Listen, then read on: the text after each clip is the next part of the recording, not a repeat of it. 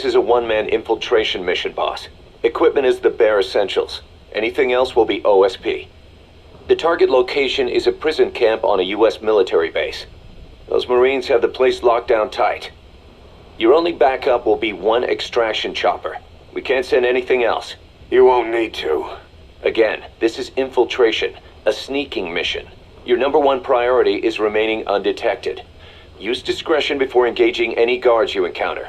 Be mindful of their sensory perceptions, sight, sound, smell, and pain. Fortunately, these atmospheric conditions will continue until dawn. That should provide you with some cover. At least the weather's on my side. Your mission objective is to rescue Chico and Paz. According to Chico, they're both being held at an old prison facility. Recon from the intel unit supports this, so it's safe to assume that's where they are. Once you've gotten them to the RV, call in the extraction chopper. I'll monitor the situation and offer guidance from here, but you'll be the one in the field. How you handle this mission is entirely up to you, boss. Snake, yesterday we received official communication from the IAEA. It says, "It has come to our attention that your organization recently purchased nuclear fuel from Uzbekistan authorities.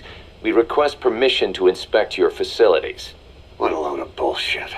Yeah, they're after Metal Gear Zeke's nuclear warhead. I'm betting this is payback from Cypher after Paz's leak. Using the UN. There's no telling how much influence they have.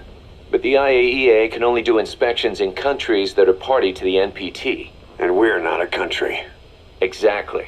We haven't signed a safeguards agreement with the IAEA over peaceful nuclear use, and we're not obligated to report any nuclear material we have, nor information about any nuclear facilities. The IAEA has no authority to inspect us. But despite all that... That nuke's our last line of defense. We don't want to announce we have it until the world is preparing to wipe us off the map. Until then, we let everyone think we're just a private army with conventional firepower. What's Huey's take? That the problem's how to hide the nuke in Metal Gear. But I gotta tell you, he was all for it. I see. But there's no way we can have the IAEA poking around here. So what do? Ignore them? Send them an official letter of refusal.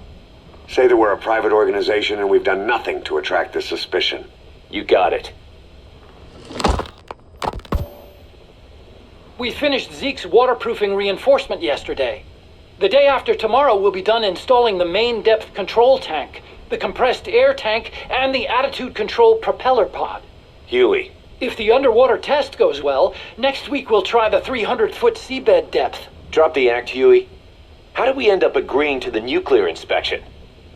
Because after you sent that letter, I told them. After careful reconsideration, we agree to your request. And frankly, we should be inspected. This is our chance. If they come and go without discovering the nuke, we can tell the world we're clean. Of course, it's risky, and we'll have to make sure everything's perfect, but it'll be worth it. Huey, can they do an inspection without going through the Board of Governors? We contacted the IAEA's admin branch, and they said there's no record of us being brought up at any of the board's meetings. I'd say probably a preliminary inspection to determine whether we should be referred to the board. So it's bound to be a small inspection team, and they won't be here that long. Don't worry, leave everything to me. Has the media gotten wind of this? Yeah, 2 major Western networks want to do stories on us. I planned on saying yes. What? You want to broadcast this place to the world?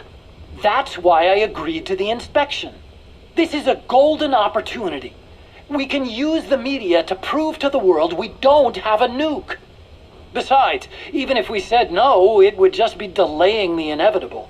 Kaz, our hands are tied now. Start getting the place ready. Thanks, boss. Don't get the wrong idea. You've set it up so that any more changes of heart will arouse suspicion, that's all. Zeke stays, but we'll have to move all other AFVs to shore. Any potential troublemakers can go with them for some mandatory R&R. Sound good, boss? Just do it. About the inspection, what do we tell the men? The truth. What else? The one thing we don't need to worry about is anyone here spilling the beans about Zeke. Good point. What about the Sandinistas? There's still quite a few of them left on the base.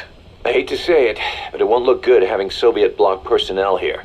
The problem is, moving a group that size in a hurry would look even worse. At least Amanda's on assignment in Cuba.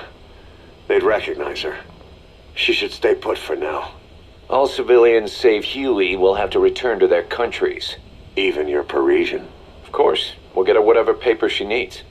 Dr. Strangelove's departure came at a perfect time. The less Zeke-related staff here, the better. Wait, she left? That's right. You were away on a mission. She left last week. There's nothing cooking in AI weapons research, and Zeke is complete. There was really no reason for her to hang around. I'm surprised Huey let her go that easy. Yeah, his crush on Strangelove was never much of a secret, huh? He followed her everywhere while Zeke was in development. Boy, would she get pissed. But he does have a lot on his mind right now. I've got bigger issues to deal with. That's what he said. That's the spirit, Huey. 10 days ago, we got reports that Paz was still alive. She survived. She was rescued by Belizean fishermen who found her drifting in the Caribbean. So what's the plan? Silence her before we're compromised? No. I've got something else in mind. Our friends at Cypher suspect Paz could be a double agent. She's being held for interrogation at a camp on the southern tip of Cuba. Black site. Nice. A slice of American pie on communist soil, and out of U.S. legal jurisdiction. The upcoming inspection of Mother Base has to be connected somehow. The timing's too perfect. The UN's nuclear inspection. My guess is they're trying to corroborate Paz's leak. We're an army without a nation. Word of our capabilities gets out, and we'll have the whole world out to shut us down. Having an American private intelligence agency involved's bad news. Cypher's the ones who sent Paz to us in the first place. She knows their true nature. Right. Paz is our only link to Cypher. If she's still alive, we need her on our side. If not us, who else is gonna rescue that bitch? When do we do it? The inspection comes first. We'll deal with us afterwards. Do the men know? Word has started to spread. The information came from Cuba through Amanda. One of the base personnel used to belong to El Frente. I'll tell everyone we don't concern ourselves with the survival of enemy spies. We need them focused on the inspection. And if we get her back here and she isn't cooperative, there's still plenty of room for her in the ocean. Works for me. What about Chico? He had a chance to stop Paz from hijacking Zeke and he blew it. He's carried that guilt ever since. Kid really did care about her. Chico, it's hard to say how he'll react. Have Amanda call him out to Cuba. He shouldn't be here right now. Good idea. They haven't seen each other in a while. Little time with Big Sis and he'll forget all about you-know-who.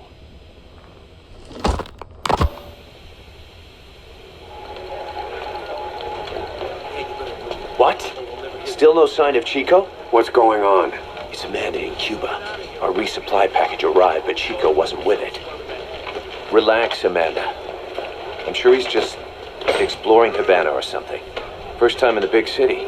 Could have gotten carried away. Cos, wait.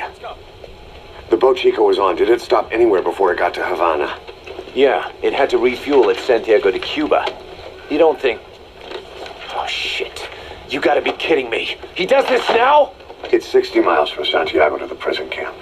Chico used to cross the mountains with the older Sandinistas like it was nothing. He'll make that in 3 days. Still, even if he does find his way there... You know how reckless he can be. Chico thinks we've abandoned Paz.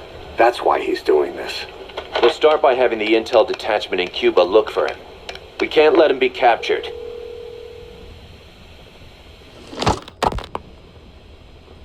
There's some cages to the east of a big building.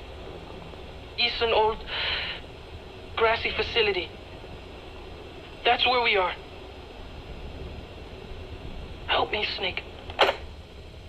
It's a setup. We have no choice. Yeah, if Chico talks, he could blow the new cover up. We can't hold off until the inspection's over. When can we be ready? It'll take at least 16 hours to confirm the flight path and prep a bird. The intel unit has started reconning the area. Sounds like I'll have to miss the inspection. Boss, we'll just have to send someone else to get them out. No. I'll go. Yeah, Chico and Paz would only take orders from you anyway. And we can't go taking on those Marines at the base head on. It's gotta be off the radar, and it's gotta be you. Hold down the fort, Cos. Snake, you can forget about civil liberties where you're headed. God only knows what they'd do to you if you got caught. Do not let that happen. The Cubans leased the land to the U.S. as a gesture for helping them gain independence from Spain. The deal remains in effect until both countries agree to dissolve it, or the U.S. abandons the land.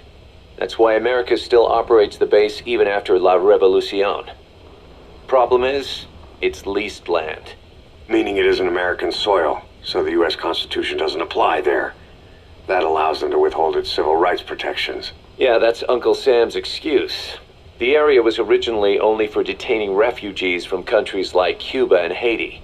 But a few years ago, the CIA and its like started using it as a black site. Enemies of the state are renditioned there and subjected to extreme forms of interrogation. You can bet Cypher had a hand in that. As you'd expect, American and other Western human rights organizations aren't allowed anywhere near the place. What happens there disappears down the memory hole. Who knows what they're doing to Chico and Paz? I'd like to interrogate her ourselves. But if worst comes to worst, make sure she's dead. Chico, on the other hand, we have to bring back. Fast. He knows too much about us. Cos? The area is surrounded by mines placed by both the U.S. and Cuba, making escape on foot impossible. You're heading into the Lion's Den, Snake. Don't take this one lightly. Come back in one piece. Yeah.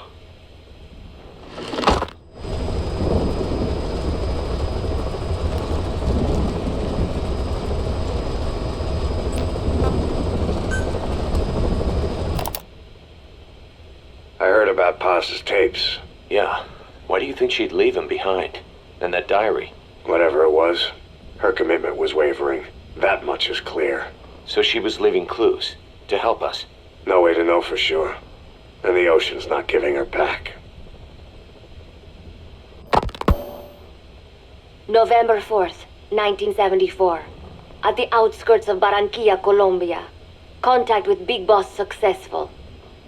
Zadornov posed as my professor, but Big Boss took one look and knew he was KGB. However, he does not seem to suspect me. To him, I am just a peace-loving student, and another victim of the CIA. We asked him to drive the CIA out of Costa Rica. To him, this means betraying his country. His forces are smaller than anticipated. They drift from place to place with nowhere to call home. That provided us an opportunity, so we seized it. Zadornov offered them a plant off the Costa Rican coast to use as a base. As expected, Miller jumped at the chance. Although initially reluctant, Big Boss came around when Zadornov played him the tape. All because the voice on it sounded like his mentor, the boss. NeikedSneyk, the man who once saved the world from the brink of nuclear war. Awarded the title of Big Boss for his service. He later became a mercenary, abandoning both his title and his country. To him, that honor was steeped in the blood of the boss, the mentor he was forced to eliminate. Exceptionally charismatic, he possesses unparalleled combat and intelligence-gathering abilities. His only discernible weakness is her. This operation hinges on how effectively we can exploit that. KazухiraMillер is Big Boss's lieutenant. Half Japanese, half American. He once served in Japan's self-defense force. Though he and Sneik first met as enemies, they discovered a common bond and together built their private army, with Miller directing business and administrative affairs. He comes off as shallow, but his true intent is hard to read. I must be careful. All that is clear is his infatuation with Big Boss. With East and West fighting over its control, Central America is now the most contested region on Earth. CIA Central American Station Chief Coldman has developed Peace Walker, a fully AI-automated, fail-deadly nuclear launch system with which he aims to reignite the Cold War. Snake's new objective in Costa Rica is to prevent that. Zadornov's, or should I say, the KGB's plan is to play the two sides against each other, turning the entire region red. Not one of the three parties realize they're all just pawns in Cypher's hands. Cypher watches all. Mother Base has developed rapidly since being established in the Caribbean Sea. They recruit more personnel daily, and already their mercenary services are turning a profit. Big Boss's leadership and charisma, and Miller's business acumen drive this impressive growth. Furthermore, joining forces with a faction of the FSLN has expanded their power even more. They have even commenced their own weapons development program. All is proceeding according to Cypher's will. I could not be more pleased. Snake's pursuit of Peace Walker led him to an AI modeled after the boss's thought patterns. It was incomplete, but, somewhat ironically, making contact with Snake was the necessary finishing touch. Meanwhile, the scientist behind Peace Walker's locomotive control, Huey, defected to Snake's army. His presence has greatly accelerated weapons development at Mother Base. I failed to anticipate Coldman's madness, but nuclear war was averted. However, this was only after the boss AI on board Peace Walker sank itself to the bottom of the lake in what could be likened to suicide. The boss laid down her gun, choosing to sing for peace instead, and Snake, himself a gun, parted ways with her. In doing so, he reclaimed the title he once abandoned. He is Big Boss. Zadornov has been detained. Since this leaves my cover identity without a guardian, the Mother Base staff has taken me in. I am now better placed than ever to monitor their internal affairs. Everything continues to unfold according to plan. The developer of the boss AI, Dr. Strangelove, has also come to Mother Base. With her and Huey's expertise, they can now develop a weapon capable of matching Peace Walker. Development on the bipedal weapon is now complete. They call it MetalGearSolidV. It stands there like some sort of mystical guardian. The soldiers gaze on it with pride and reverence. Big Boss has elected to arm it with a nuclear weapon. As an army without a nation, they seem to feel the need for a deterrent against whatever the world might pit against them. It is a dangerous gambit. Why do such a thing? Their nuclear strategy differs from the Americans and the Soviet Union. The superpowers deter attack by revealing their nuclear arsenals to one another. Snake and his men know that if they were to go public with this, the whole world would unite against them. Business would dry up overnight. So they do not plan on revealing the nuke until necessary. This ace-in-the-hole approach is their idea of a nuclear strategy. Wielding a deterrent, all the while unable to reveal its existence. I wonder if Snake sees how vulnerable this makes them. Yes. Hijack Zeke? Yes, I did indicate that to be our leverage. But I cannot imagine his agreeing to that now. But did you not raise them to safeguard your governance without borders? No. I have not forgotten. Cypher watches all.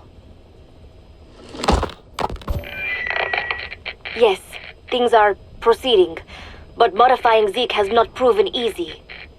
I am using Zadornov to buy some time. No, I have not forgotten what you said.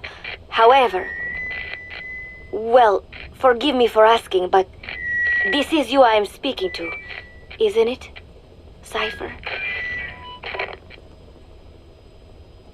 I will fight Big Boss. The world must be ruled by a single will. To defy Cypher is a fate worse than death.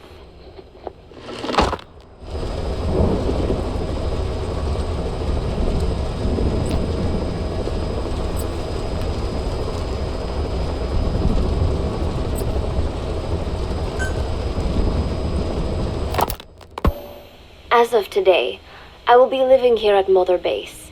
Now my real trial begins. Zadornov was paying my room, board, and tuition, but he has since been captured. I told the man that with no more money from the KGB, I could no longer afford school. He bought my story, and when I said I would be willing to work, He took pity on me and let me stay. For some reason, Miller really pled my case. That was helpful, but the man is still a fool.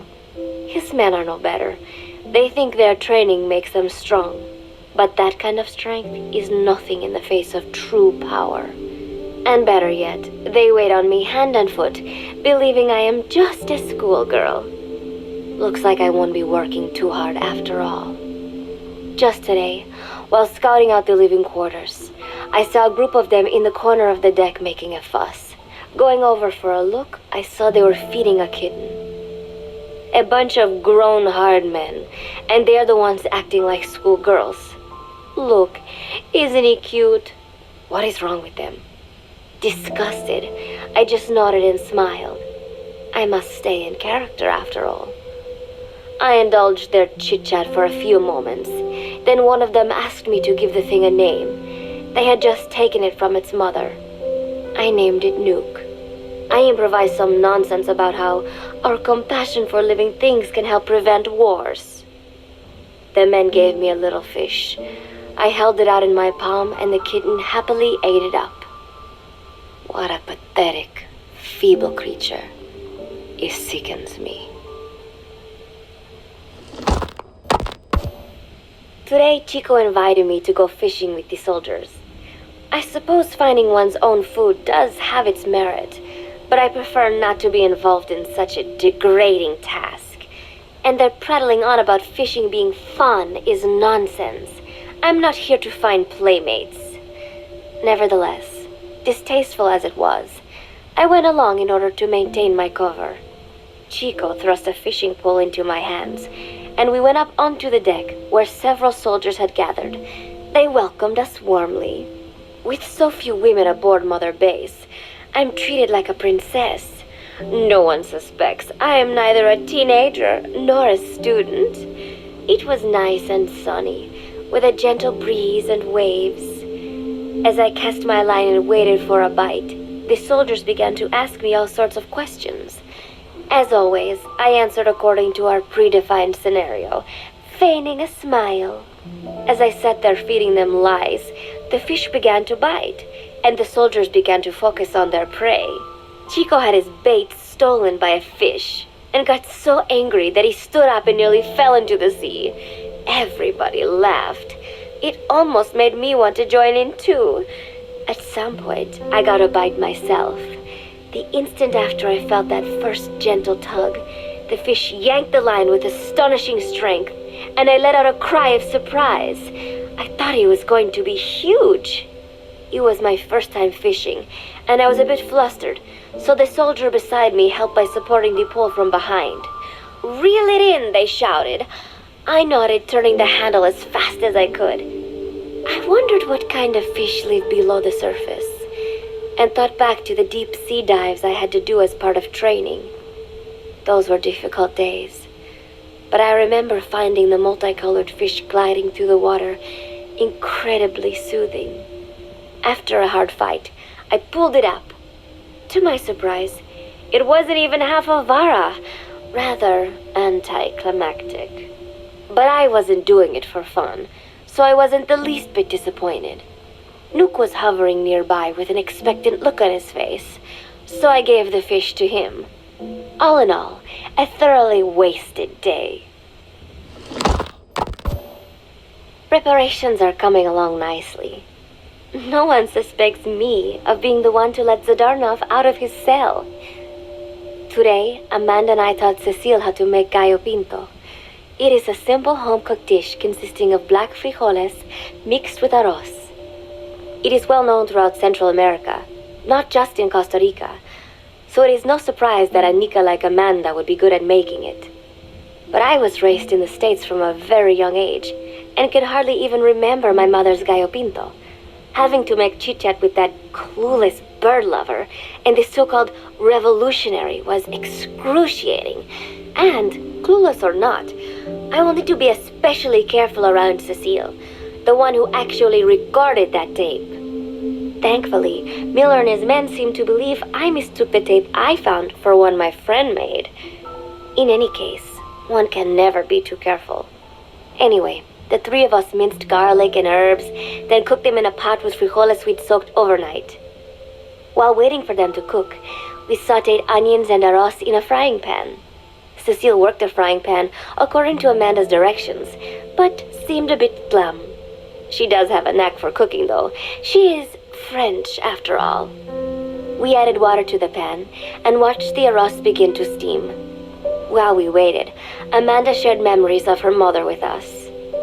They had been separated because of samosa, but the taste of her mother's cooking was still fresh in her mind. When the frijoles were ready, we drained the water, stir-frying them with the rest of the vegetables. Quite a complicated process for home cooking. Nonetheless, it kept them occupied. The longer we sat and talked, the greater the chance of my arousing their suspicions. With women, it is not enough to just bat your eyelashes and giggle. It takes a lot of effort to divert attention. When the arroz was done cooking, we folded it into the frijoles and added salsa, stirring the mixture as it simmered. At this point, for some reason, the conversation turned to romance. Why does it have to be that way whenever women get together and chat? Cecile fancies herself to be well-versed in such matters, and gave Amanda all sorts of advice. It was harmless enough, until, to my irritation, she began pestering me whether there was anybody I liked. Not right now, I said, trying to dodge the question. But she pressed on. It's Snake, isn't it? I gritted my teeth and played it coy. Maybe. Cecile nodded and giggled. He is pretty sexy, isn't he? What a ditz! It's all I can manage to just survive. The thought of romance has never once crossed my mind. I have no interest in that kind of man. Soon enough, a rich aroma began to fill the room. The gallo pinto was ready. New came over and rubbed up against our legs, looking for a handout. Unfortunately, it was not the kind of food a cat would like. We let a few of the soldiers have a bite, and then headed off to the mess hall. The home-cooked flavor we'd achieved was a big hit with the men of MSF. Not that we are trying to impress them or anything. Even I could manage a dish like that. Snake enjoyed it too. Let me make this absolutely clear. I have no interest in that man. Football, or soccer as it is known in the States, is extremely popular here. It has not caught on yet in the US, but it has legions of rabid fans all across Latin America. These fans can get so rowdy that it is commonly believed El Salvador and Honduras went to war in 1969 over scuffles in a soccer match. In reality, tensions between the two countries were already high. The match was merely one of the sparks that set them off. But these people are so passionate about this sport that the story seems plausible.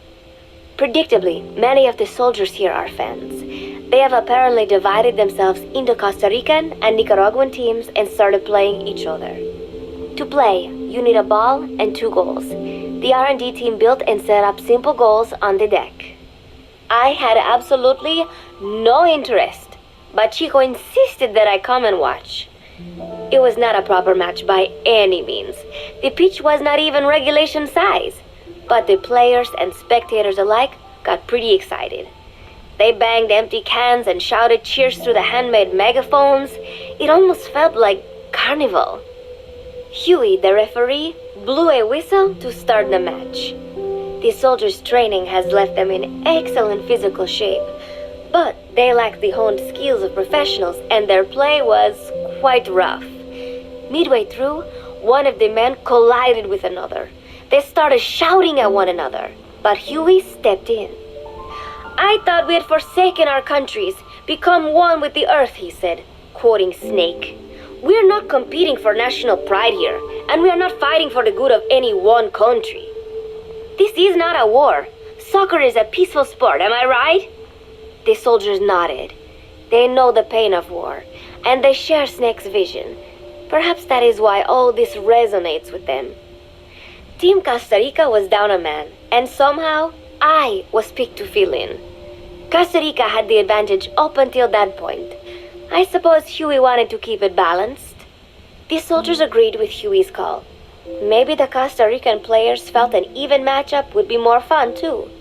I could not be bothered to run at first, but chasing the ball out there in the hot sun, I was soon drenched in sweat. Before long, I found myself actively seeking out the ball, partially out of desperation. I picked up a loose ball deep on the opponent's side of the field. Even though he's Nicaraguan, Chico cheered me on, yelling, "Go for it, shoot!" I launched the ball as hard as I could, only to have it blocked by the keeper. Disappointment only increased my determination. In the end, I didn't score a single goal, and Costa Rica gave up its lead. It was really close though. We congratulated each other on a good match and sprawled out in the shade on the deck, exhausted. The ocean breeze felt so nice on my sun-soaked body. Nuke came over. It is one of his favorite spots, and stretched out next to me. And together, we watched fluffy white clouds drift lazily across the clear blue sky. It was lovely out today, so I decided to sun myself in a lounge chair up on the deck when Strangelove came up to me. Despite the heat, she was in her usual long sleeves and pants. I waved at her. She looked away and mumbled, "Hello there.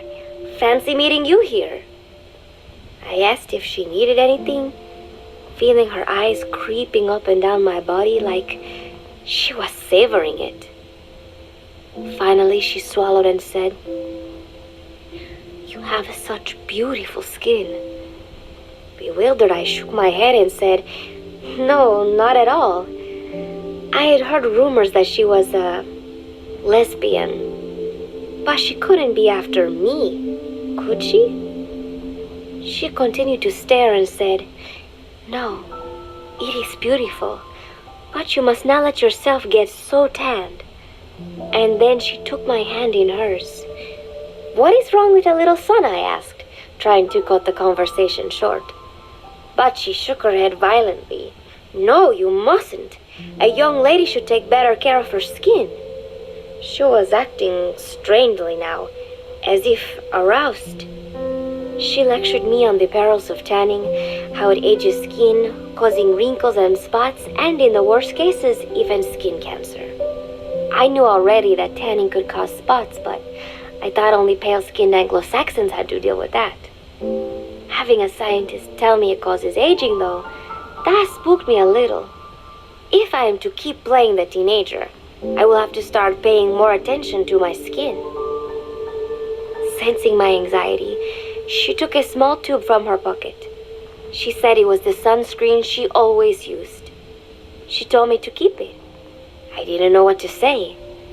I was more than happy to take it, but exactly what were her intentions? Was she merely being nice? Or is she really into me? Either way, there was no reason to refuse, I suppose. I have undergone training. An out-of-shape woman does not pose any real threat to me. Having power means not being afraid. It is the same on a global scale. A country with nukes can dictate terms to a country without them. I thanked her and took the tube. Then she offered to put some on for me. She squirted some lotion onto her fingers and began rubbing it into my chest. It happened so suddenly, and I was so taken aback that I did not even think to protest. She caressed my stomach with her long white fingers, then slid them upwards between my bikini-clad breasts. "What? Wait," I sputtered as her moist eyes met mine. She was beautiful.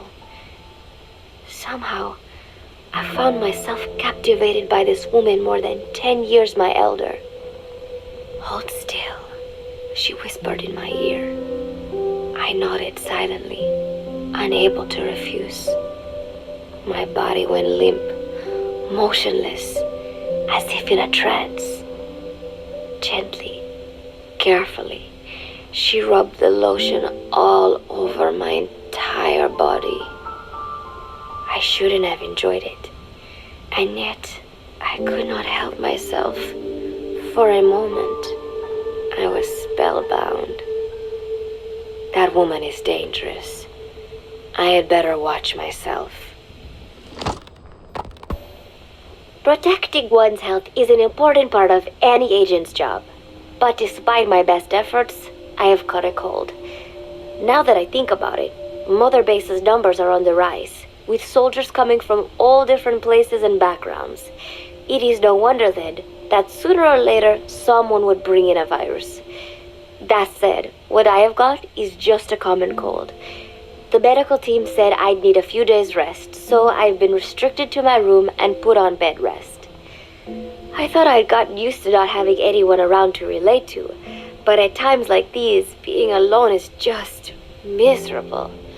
All I could do was lay there and stroke Nuke's back, trying to take my mind off how bad I felt. Nuke just sat there, not making a sound. But I did have visitors. Amanda and Chico, Huey, Cecile, Miller, and a few of the soldiers I've become relatively close to.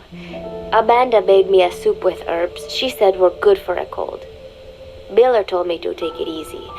I will sing you a lullaby, he said, then broke out a guitar and sang some incomprehensible song in Japanese. I did not need to understand the lyrics to know he is an awful singer. Then he said, "You know what is good for a cold? Suppositories. Here, I'll show you." He began to take off his pants, so I threw my tissue box at him to make him go away. Then Strangelove showed up, saying she had some miracle Indian cure. "It has got eucalyptus extract," she said. "It works best if you rub it into your chest." And then she tried to take off my nightshirt. I whacked her with my pillow, and I got rid of her. Chico brought me a little flower in a cup. It had been growing in a little bit of earth that probably found its way on board, stuck to something else. "I found this on the deck. Here, you can have it." He tried to act nonchalant, but I am pretty sure he's got a crush on me. None of them understand. If they thought these little visits would cheer me up, they were wrong. Tonight, Snake himself came to my room. Like the rest, he believes I am just a schoolgirl and treats me as such. "Why did you abandon your country?" I asked him. "Why create the MSF?"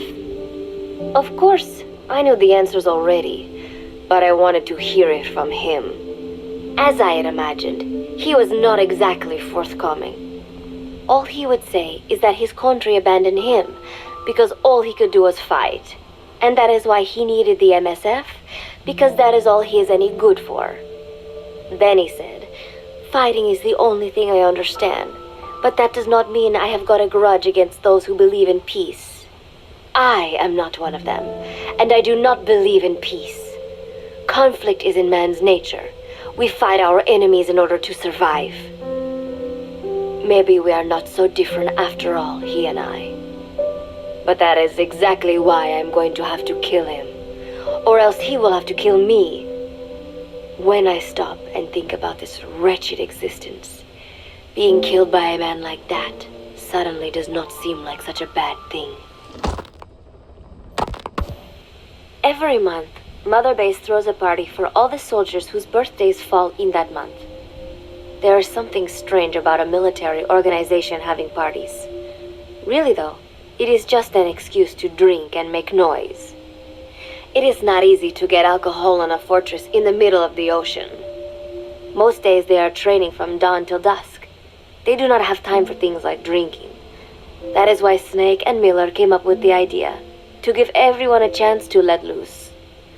Obviously, a bunch of boors like that are not going to bother with blowing out candles on a cake. Rather, they sit there in a cloud of cigarette smoke, drink beer, eat meat, tell tasteless jokes, and swap crude insults about one another's hometowns. But it hardly ever breaks out into something serious. They talk up a storm, but they're just having fun. It is funny.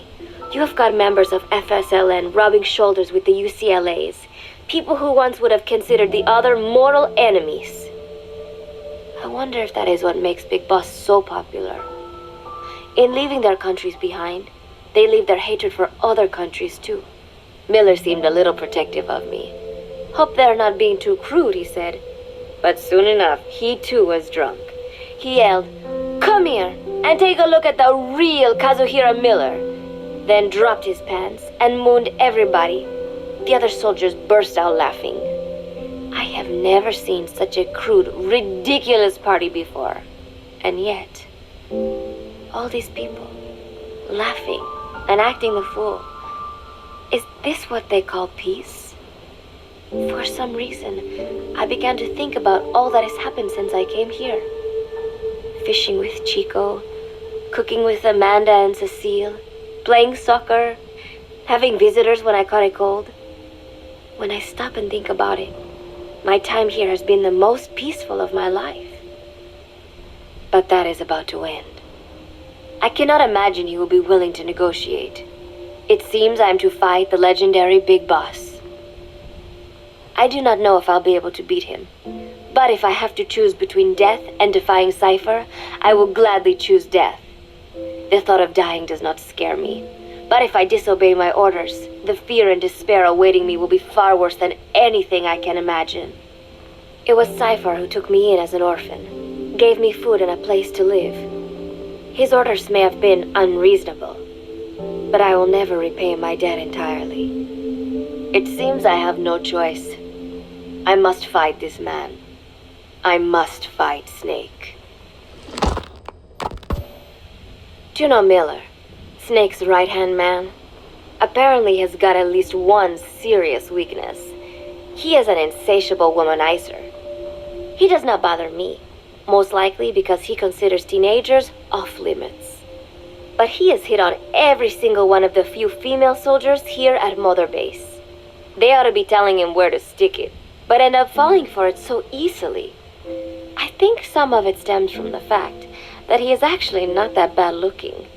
Anyway, today, that nasty habit got him in trouble. He and Sneik got into one of their rare fights, and I was there to see it. They burst out of the showers, completely naked, trading punches. I am no child. The sight of a naked man does not make me blush, but this was something else. Maybe this'll teach you, Sneik yelled as he slammed his fists into Miller's chest. I heard later that apparently he had been two-timing someone, and that same someone had gone to Sneik with her troubles. As I see it, it is her own fault for letting herself be deceived like that. If she is too dumb to see through Miller's lies, then she got what she deserved. But this was not the first time it had happened, or the second, and Sneik read Miller the riot act. Miller argued back, and what began as a shouting match turned into a fist fight. "You son of a bitch," Miller yelled as he swung. "Not bad," said Sneik, smiling, "but not good enough." And then he was back on the offensive. They had already been at it pretty hard in the showers, and their bodies were covered with bruises. Both of these men had been trained for war, their bodies deadly weapons. They were each bleeding from a dozen places. All this from a fist fight. Even so, it was far less gruesome than if they had given it their all. It was obvious that one of them would be dead were they fighting for real. Miller took another swing, yelling, "Try this then!" Sneik parried, then responded in kind. But I could tell he was not aiming for anything vital. "You are one tough bastard, boss," Miller muttered. A smile crept across his face as he caught his breath. And then they went right on fighting. Blood and sweat flew off their glistening bodies. It was combat without hatred or hostile intent. I had never seen violence like this before. And yet, it was more than just a friendly tussle.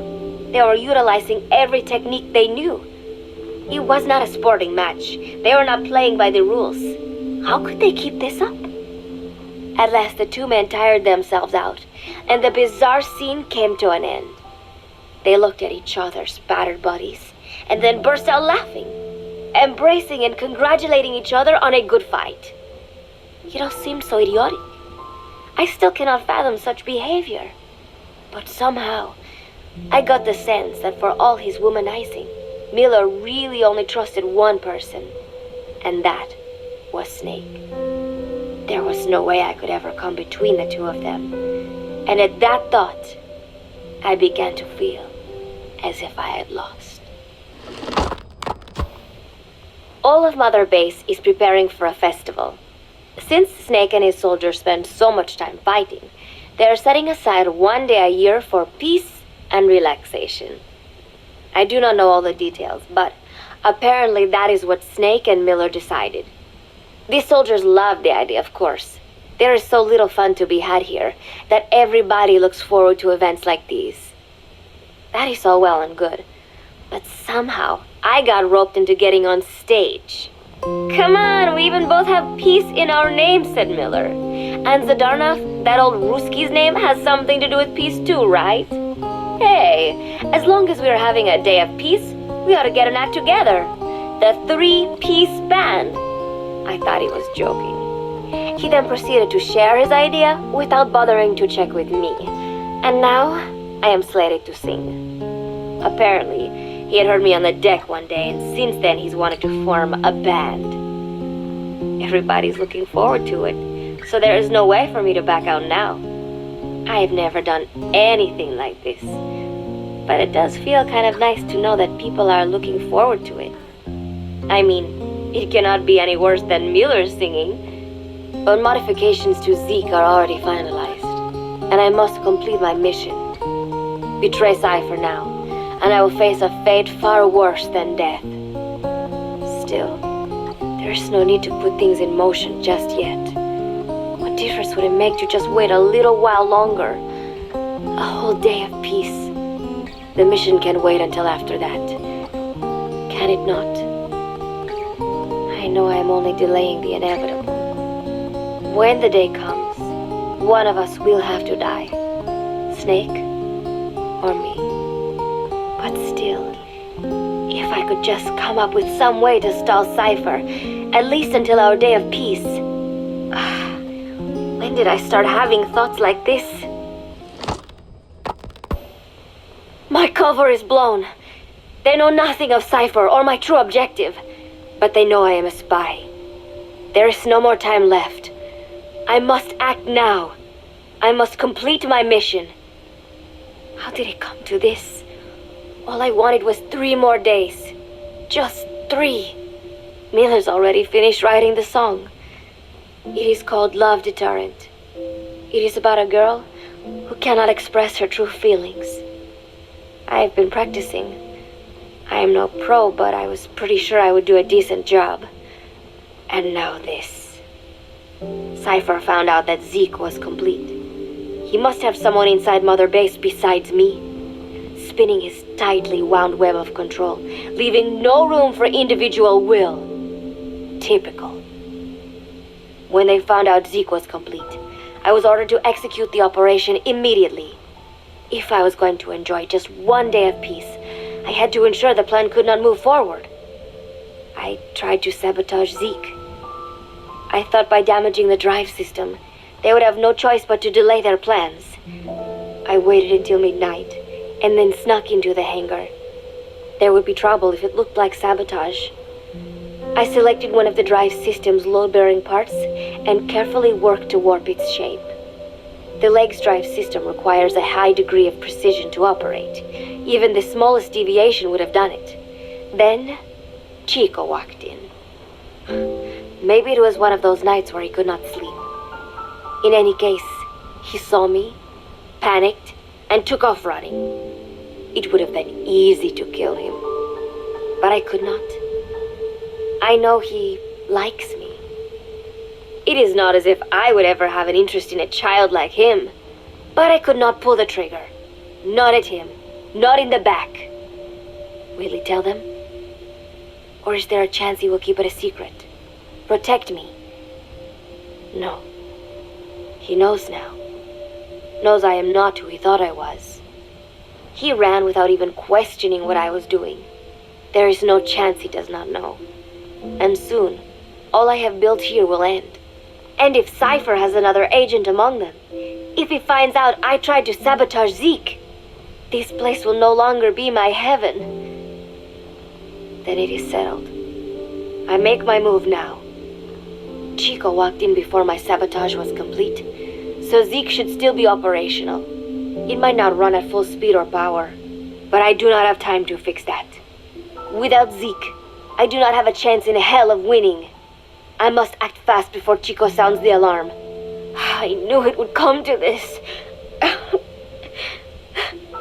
I just did not think it would be so soon. It is time, Zeke. Metal Gear Zeke. Activate.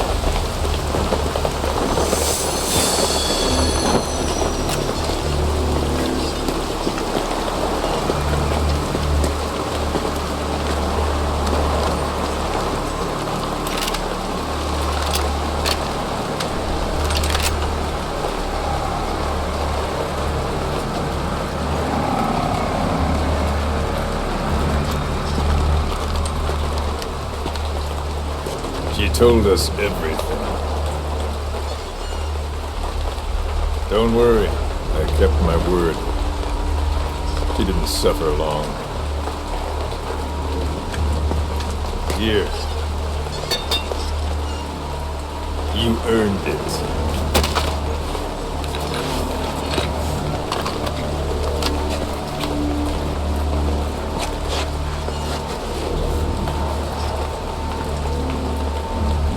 How's it feel to play the traitor?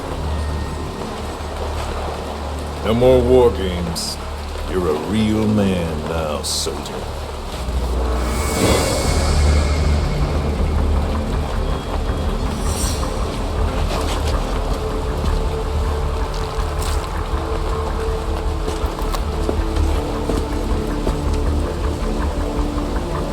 Give my regards to your boss when you get home.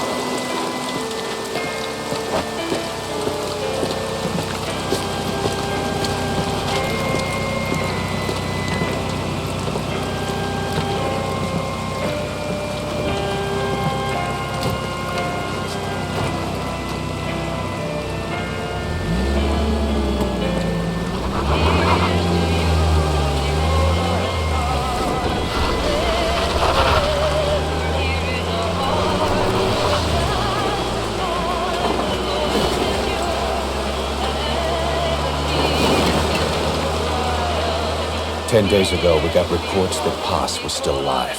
She survived. She was rescued by a Belizean fisherman who found her drifting in the Caribbean. So what's the plan? Silence her before we're compromised? No. I've got something else in mind. Our friends at Cypher suspect Paz could be a double agent. She's being held for interrogation at a camp on the southern tip of Cuba. Black site. Nice. A slice of American pie on communist soil. and out of U.S. legal jurisdiction. The upcoming inspection of Mother Base has to be connected somehow. The timing's too perfect. The UN's nuclear inspection. My guess is they're trying to corroborate Paz's leak. What an army without a nation. Word of our capabilities gets out, and we'll have the whole world out to shut us down. Having an American private intelligence agency involved is bad news. Cypher's the ones who sent Paz to us in the first place. She knows their true nature. Right. Paz is our only link to Cypher. If she's still alive, we need her on our side.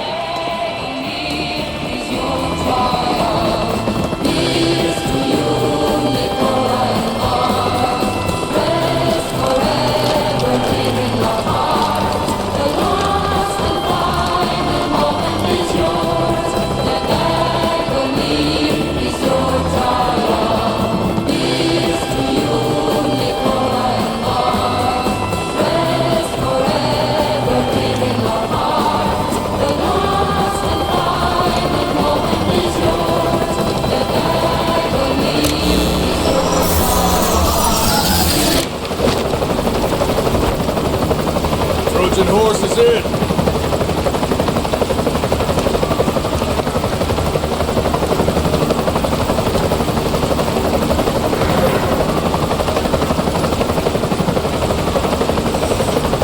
This pirate crackdown's a go! Move!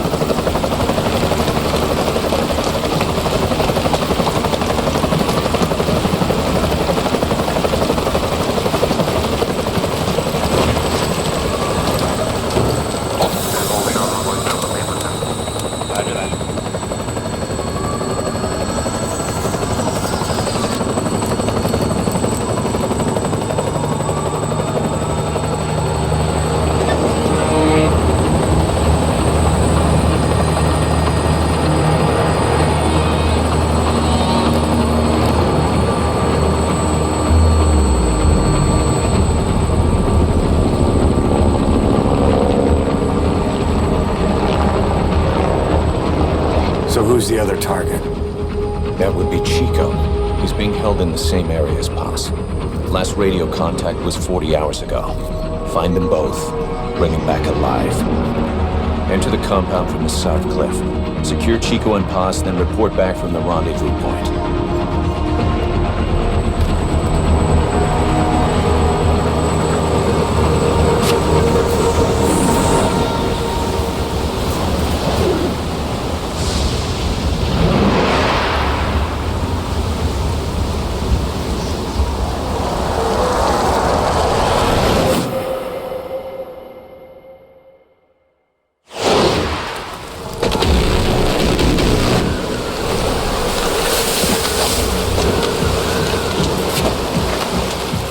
We'll send a chopper from across the Cuban border. You should be back at Mother Base in time for lunch. You'll probably just miss our guests. The only catch is you go in solo. The politically sensitive nature of the mission means backup is not an option. Fine. I like some alone time now and then.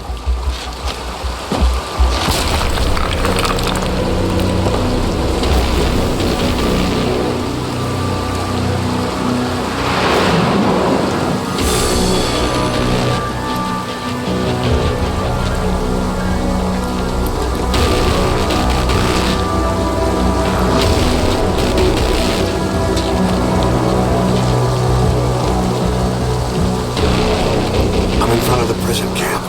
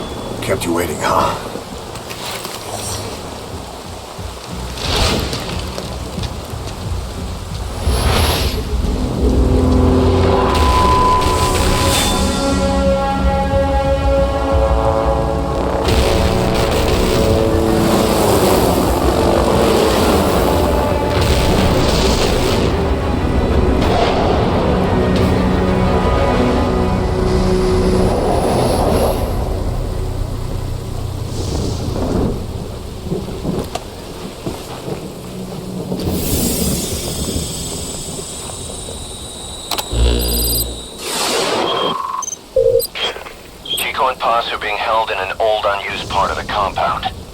Get inside and head northeast.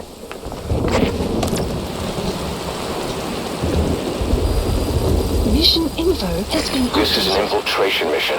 You've got to stay out of sight. Before you go any further, use your binoculars to recon the area.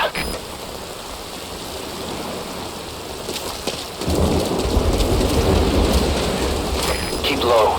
You can check the controls on the pause screen.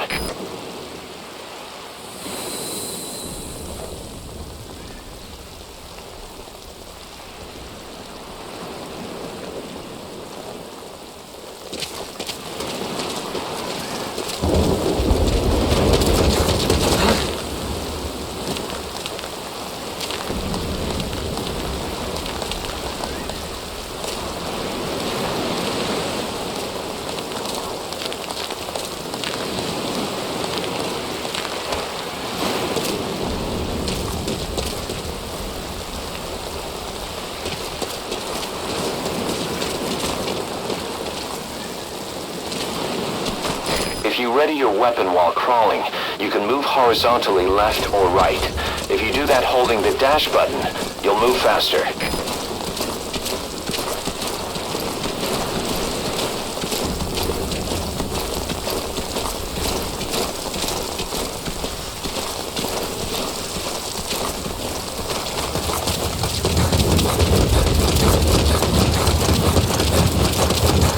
To climb an obstacle, press the action button.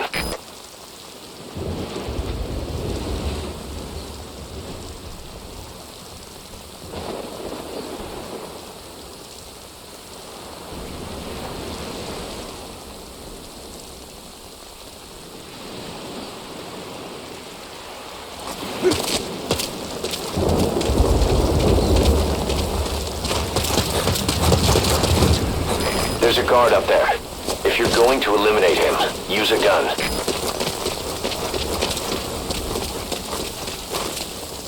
Now head east to the old prison area. You can bring up the target's location on your iDroid.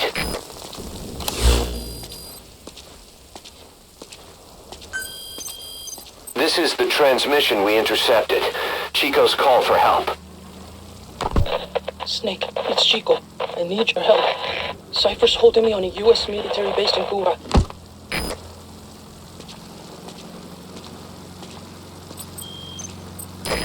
Boss, here too. You're at the prison area on the coast. There's some cages to the east of a big building.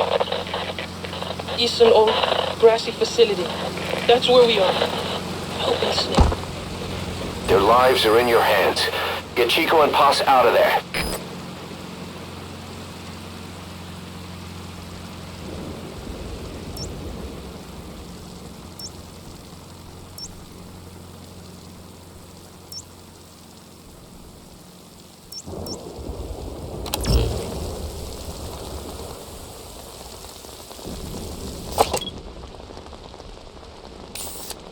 What do you see?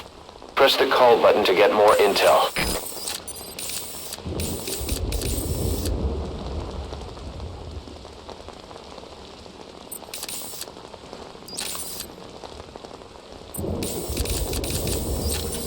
Take a good look at the enemy through your binoculars, and you can mark him.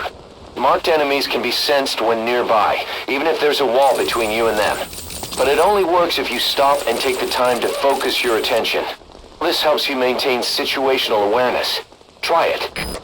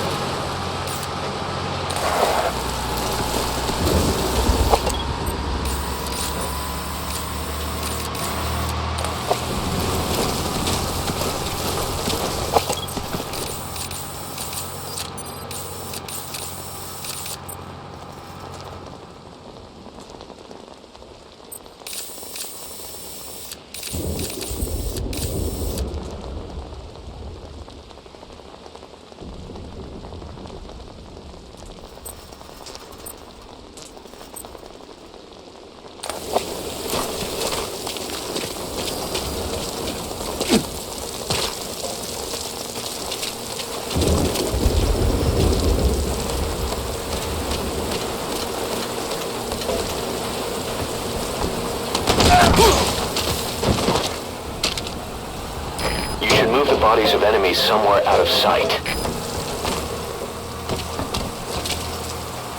Eyes open, boss.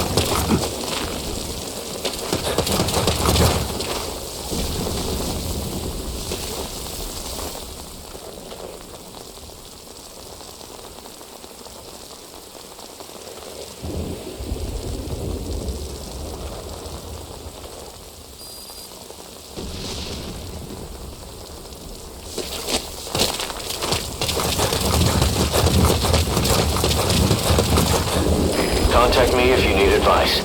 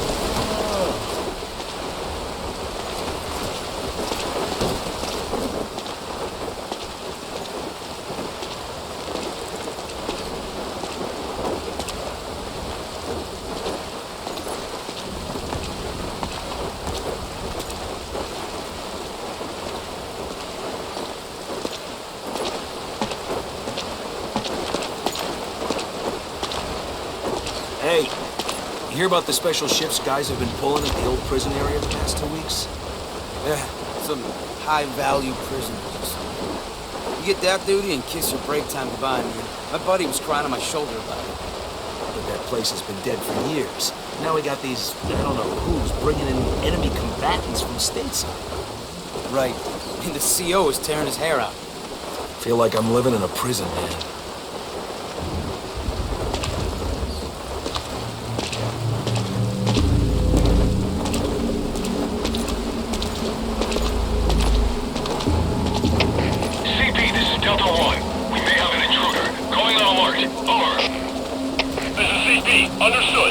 Eyes open. Out.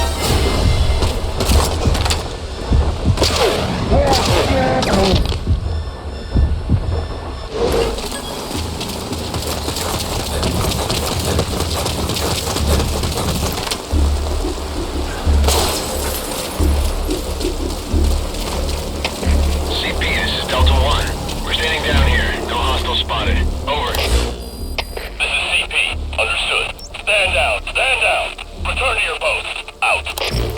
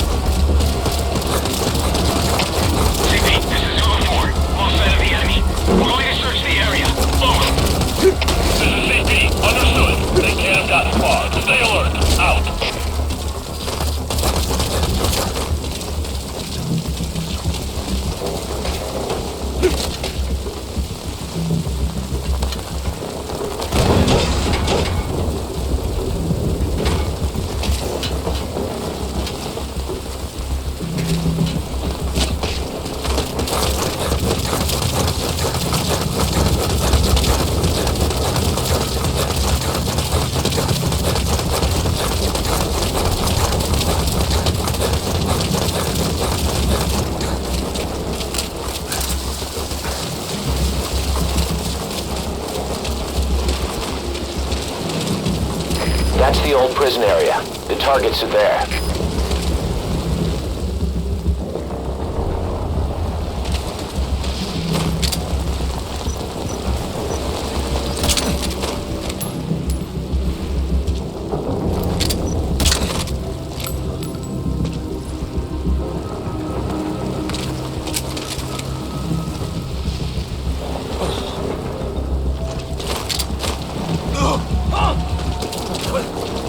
What's going on?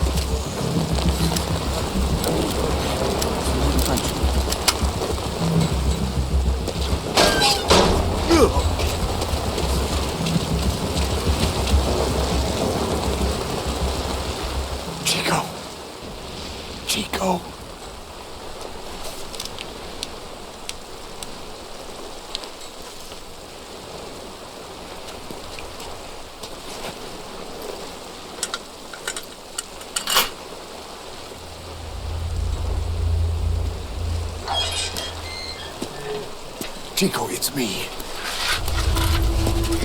No! No! Go away!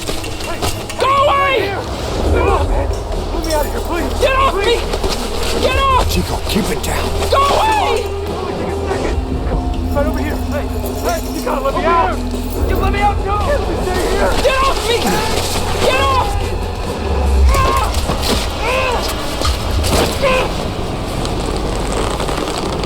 Chico, calm down. Calm down. Don't fight it.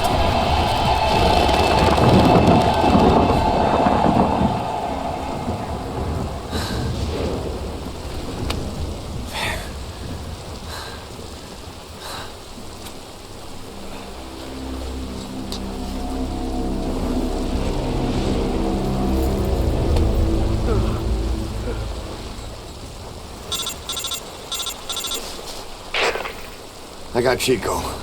And Paz? Not here. Are you sure? Pretty sure. Is Chico able to walk? Hold on.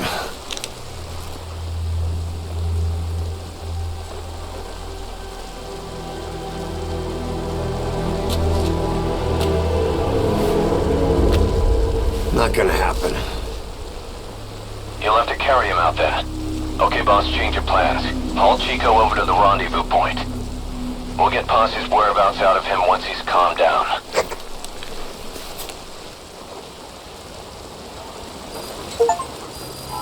Mission info has been I marked updated. the RV on your map.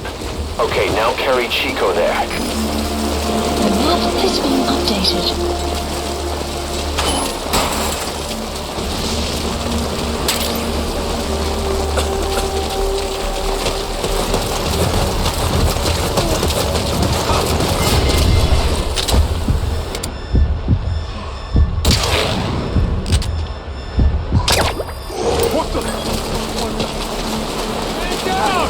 Once you don't end up head first in the ocean.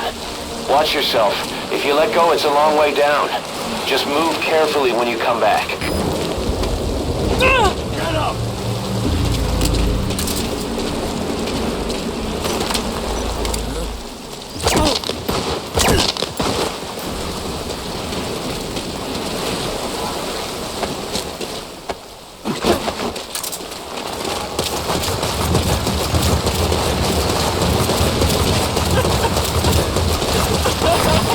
Just a little further.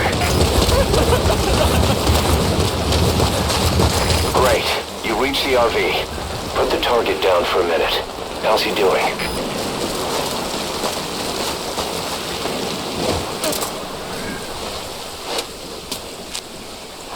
Chico, where is Paz?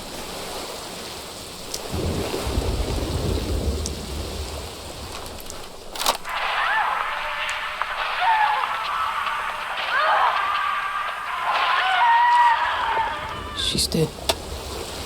When was this recorded? She's dead.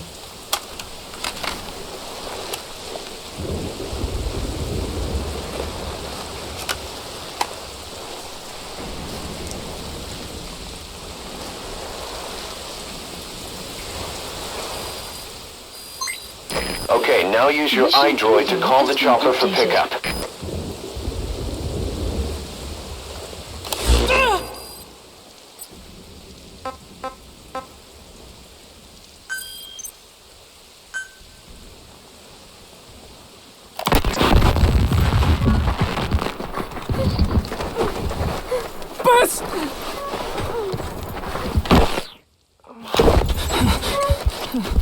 On your feet.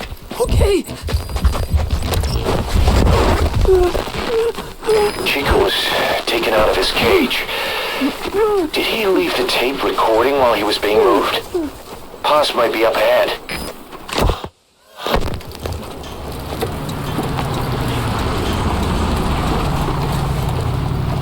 I hear vehicles. And a flag.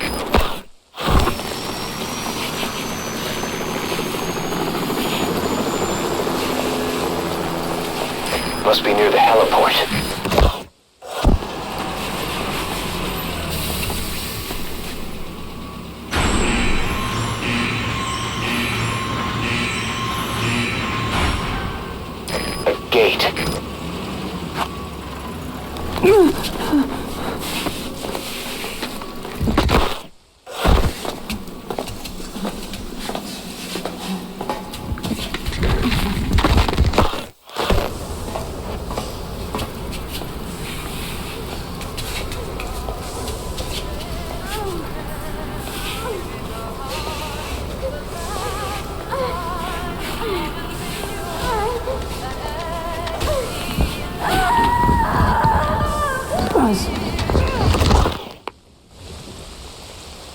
Chico left the tape on record while he was being moved. Try using what you hear to find Paz. If you're still not sure, listen to the tape again.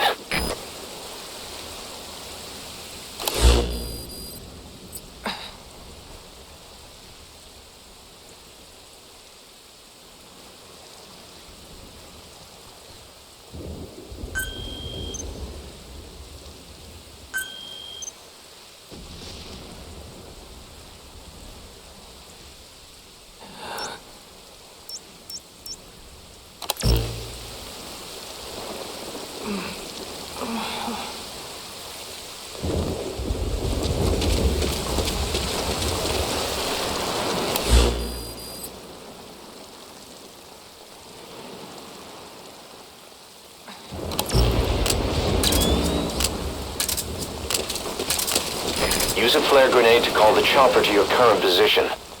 Just don't forget you might put it in danger of being shot down.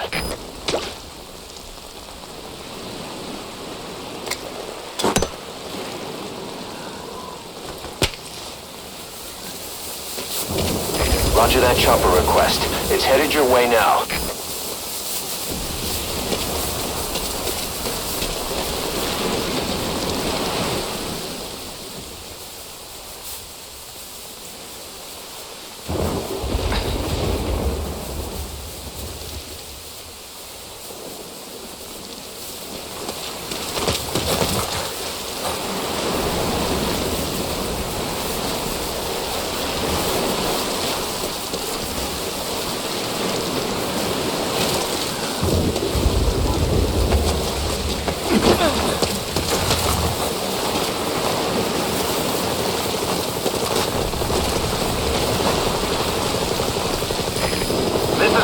Approaching position.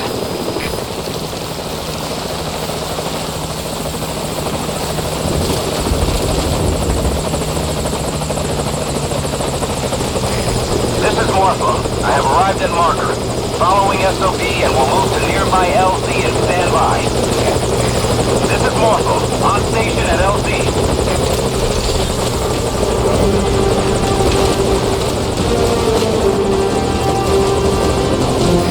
Target on the chopper.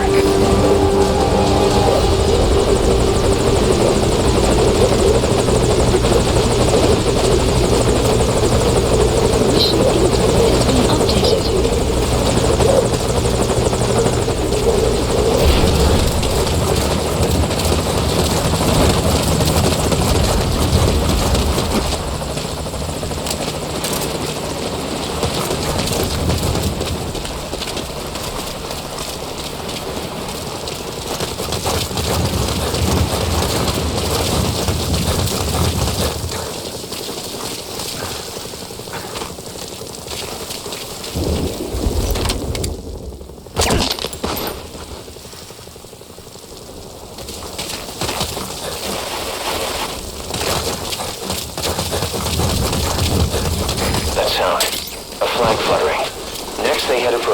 With a helicopter.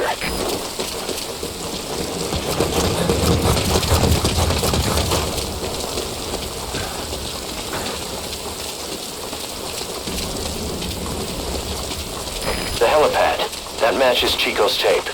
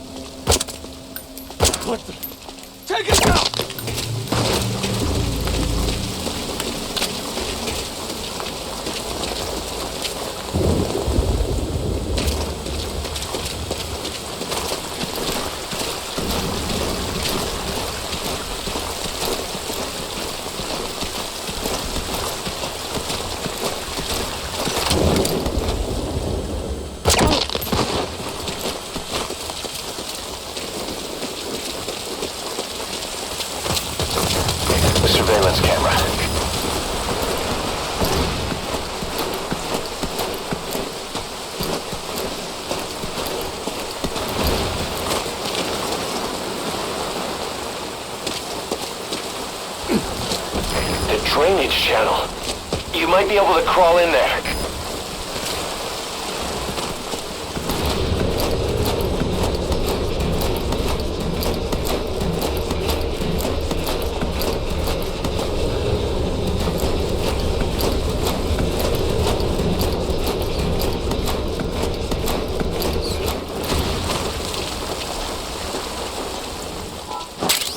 XOF.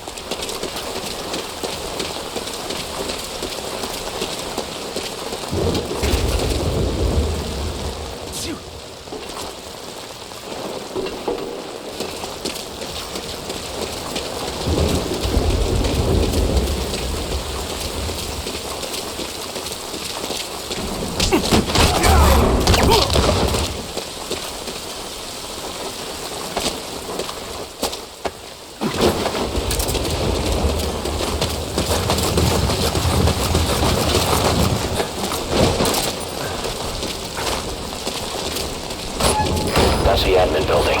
Watch your corners.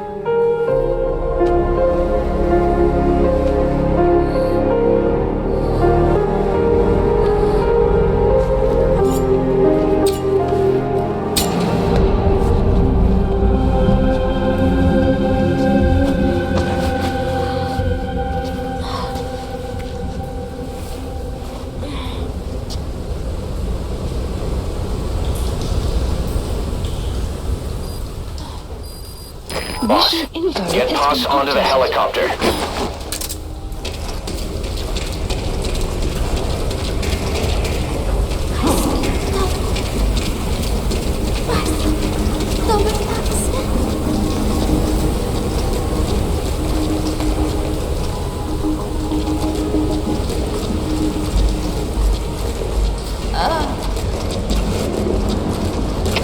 CP, this is Delta 1. An enemy got to one of us. I just found his body. Over.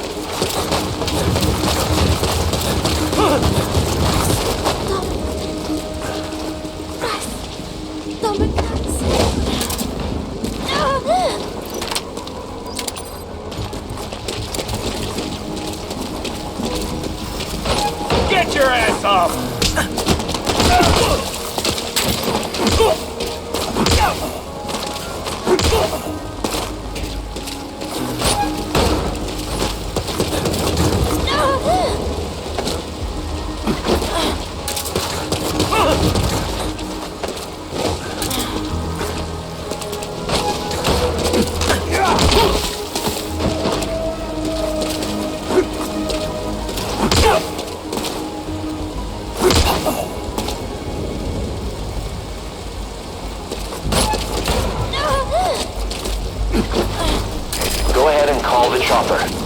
Keep an eye out for nearby enemies. They could try to shoot down the chopper.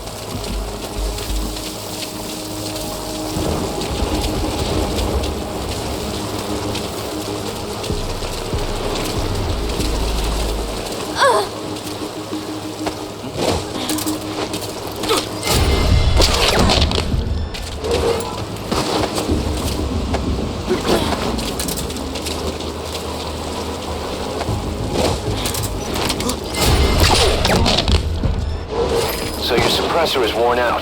That gun will be as loud as any other now. If you have to shoot, be careful.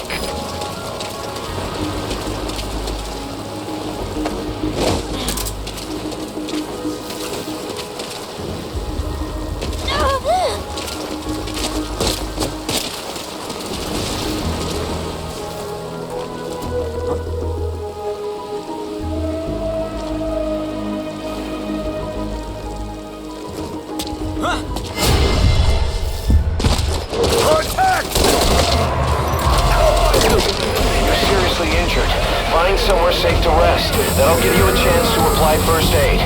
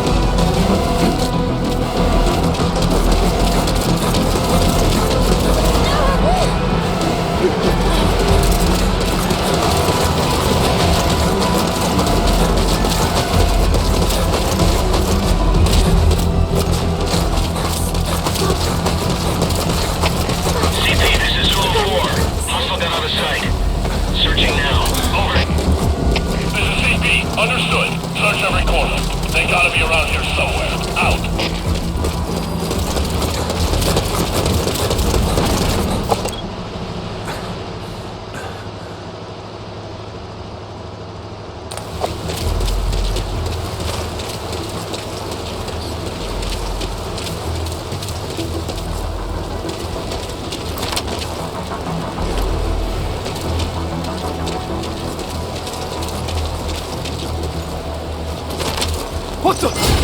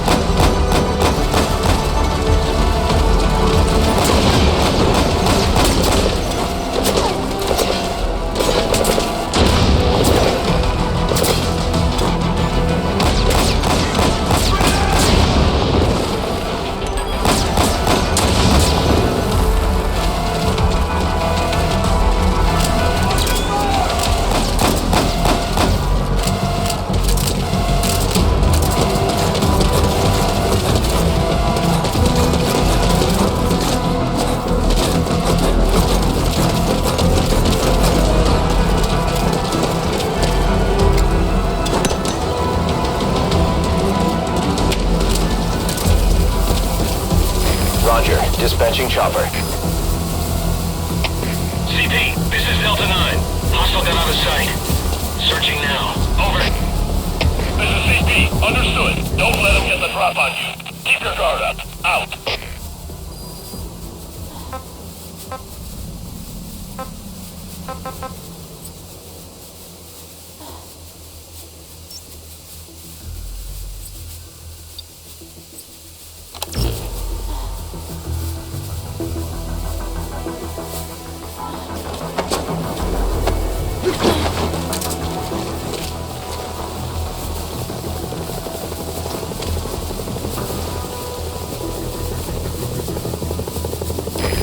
This is Morpho, approaching position.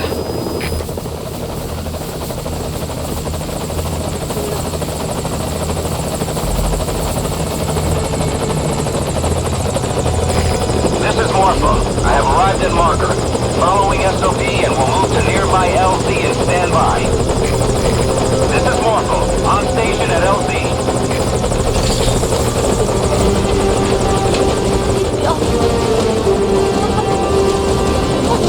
Put the target on the chopper.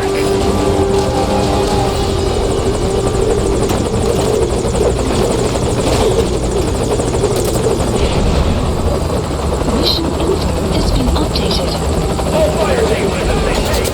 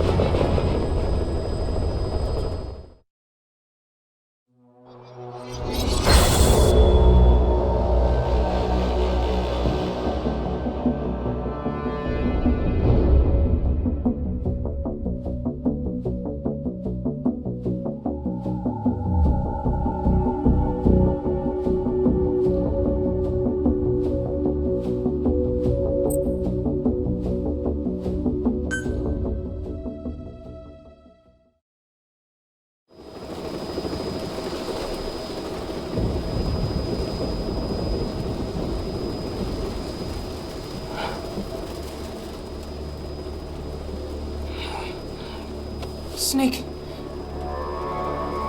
Snake! Medic!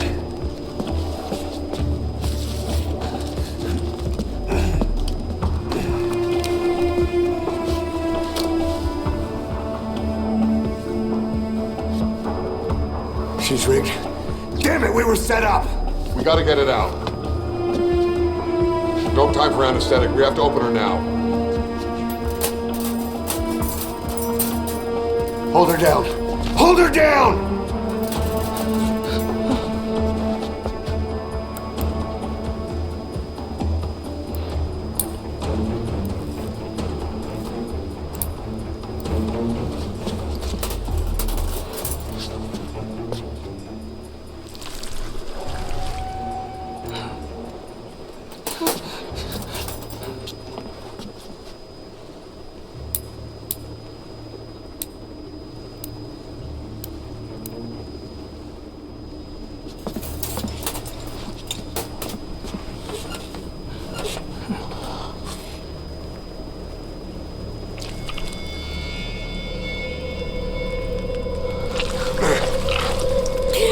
Keep her gun in.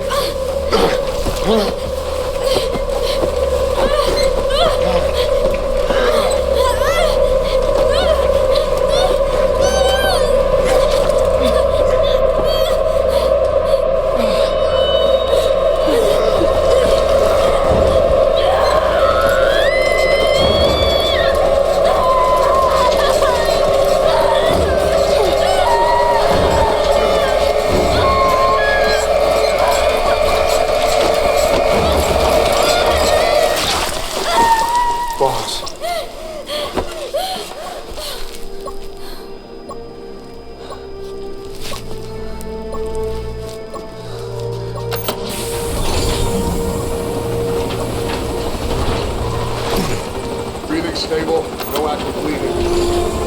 She's clean, I'm closing her up. Hold her steady. It's gotta be a continuous suture. Control tower, this is Morpho 1. All hummingbirds are on the wing. We'll shake hands, then head back to the cage. Boss, you got a call. Boss, can you hear me? What's up, Huey? Our guests are right on time. Document destruction and hangar decontamination are complete. AFVs have been stowed away. And Zeke's on the seafloor along with a nuke. Everyone's got their story straight. The guided tour will be wrapped up by the time you get home. Make me proud. By the time they leave, I'll have the IAEA praising us as the poster boys for world peace. Out.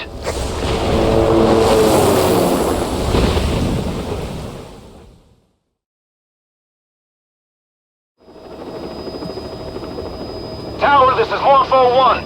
Do you copy? Can't get through. The link seems fine, but...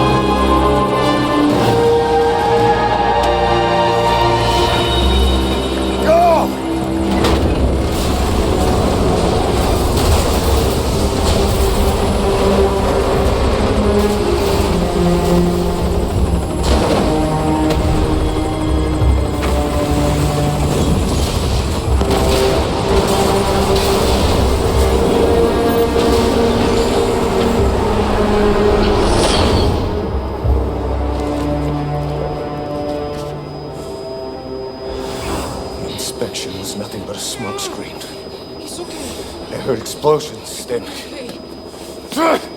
They played us like a damn fiddle! Give it back!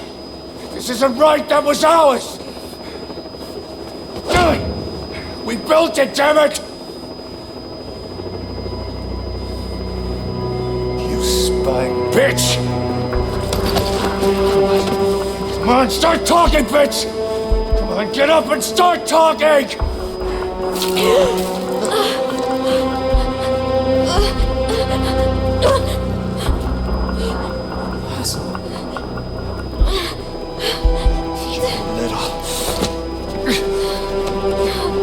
Bob, there's... It's all right, we got it out.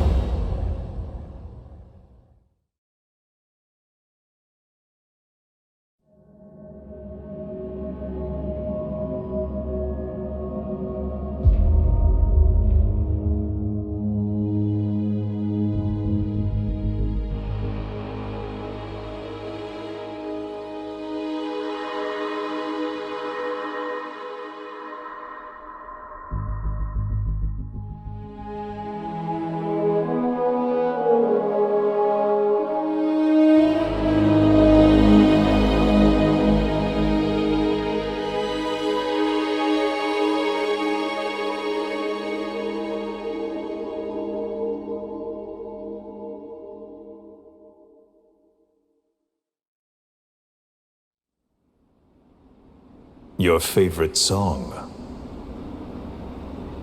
Nicola, Bart, immigrants wrongly executed. But their deaths served as a message to others.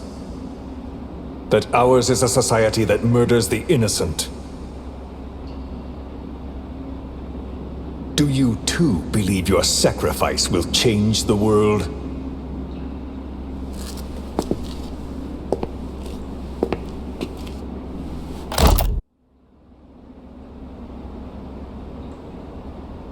Cypher's been in hiding ever since his grand experiment. No one's seen him in years. All we hear are orders delivered by proxy.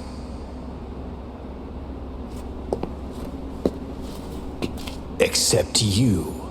You met with him, face to face, in order to contact Big Boss. Tell me where he is. Where is Cypher? Where is Zero? I've never known choice. Where I was born, the language I speak, I've never had the freedom to choose for myself. But you, right now, are free. Do as you will. This will save Big Boss. It may. Will you really kill Zero for me? Not for you. All right. Zero is...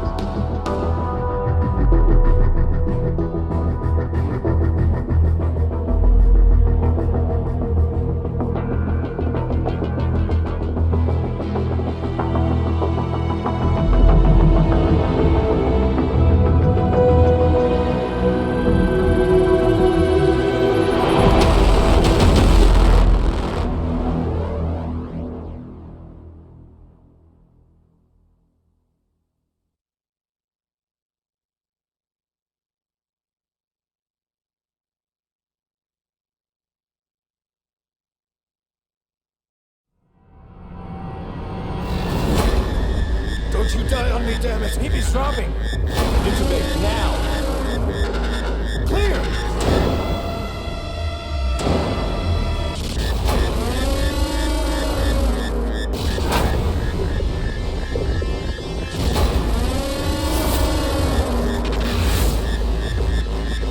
No response. Hit him again! Clear!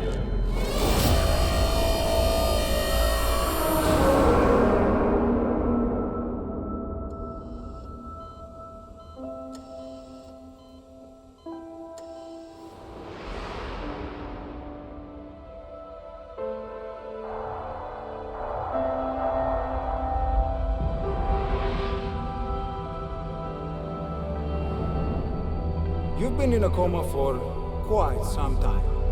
Yes, I know. You would like to know how long. I'm afraid it's been 9 years. Why are we still here? Just to suffer?